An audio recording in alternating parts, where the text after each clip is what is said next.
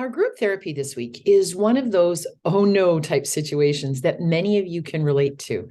But as usual, you came through and offered some great advice. Help me, Rhonda. I'm an EA with a group of 5 administrative assistants that work together with me. When we're in the office, we all work in close space, and it is natural that we overhear one another's conversations.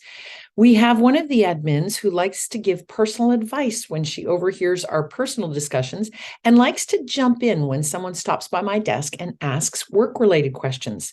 I don't want her listening. I don't want her advice. And I don't want her interrupting when I get asked questions, as I do know the answer, but I can't find a way to get her to stop listening and stop interrupting. The work situation is actually more annoying than the personal situation. I can tell her if it's none of her business and have done so. How can I be polite, yet let her know that if the question isn't addressed to her, she shouldn't be answering it? It potentially makes me look like I don't know what I do when I certainly do, and it causes tension. Signed, don't like my nosy neighbor. Now, Carol Fitzgerald from Matheson, Illinois recommends that you be direct, as she isn't getting the hint from your previous comments. A one-on-one conversation that is to the point and clear what you want. Brian Smith from St. Catharines, Ontario says that when you have that conversation, to ensure that you are direct with your body language as well. Shoulders back, head up, and full on eye contact. Deborah Bullis from Canada, Ontario has a softer approach and wonder if her behavior is from being lonely from all that remote work and wondering if she just wants to be part of the group. I know that many people are craving human interaction and belonging, so perhaps this is how she is expressing that. Deborah recommends that you take her to lunch or coffee and explain to her that while you enjoy working with her, there are certain conversations she doesn't need to be involved in. But be clear that when questions are directed to you, you would appreciate if she would not interject her thoughts. She might just be thinking you're talking about the personal stuff. So be clear that it's the work stuff. And explain to her that it feels like disrespect and lack of confidence in your abilities to answer the question.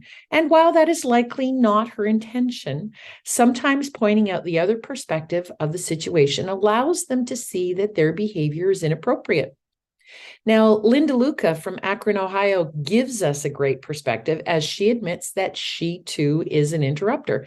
She shares that the easiest and least rude situation is to hold up an index finger to the interrupter and quickly say, "I've got this."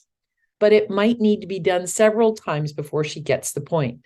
Lynn says the others in the group could use the same action for each other, and it could turn into a game or a tradition or just one of those inside jokes that work. Jill Larmer suggests that you ignore your interrupter and continue on the conversation as if you didn't hear them at all. Many of our contributors shared that if your direct conversations don't work, that you will need to escalate that to your supervisor. And Kelly Norton agrees that you can tell your coworker clearly and directly that you can handle it, but say to the person who's asking the question if they'd like to walk and discuss it in more depth. This is very clear behavior on your part that you are taking care of the situation and you do not want her interference. Now, you know how most offices have the sign in the office kitchen reminding everyone to clean up after themselves because their mother doesn't work here? Cheryl Quinn from Chicago has had to share a light yet fun cubicle behavior policy, which was also reiterated in staff meetings. It didn't call out one person, but it was clear what behaviors were acceptable in a cubicle environment and which behaviors were not. Dana Hoffman from North Ridgeville, Ohio says that your one-on-one conversation could have a fun direction to it and jokingly reward her with a piece of candy or whatever whenever she bites her tongue. Using it as a fun challenge or a joke along with a positive reinforcement could make the entire situation a little easier to deal with. There are quite a few recommendations here that are hopefully helpful. Or my suggestion is you just forward this video on to her and recommend that she listens to it. Good luck.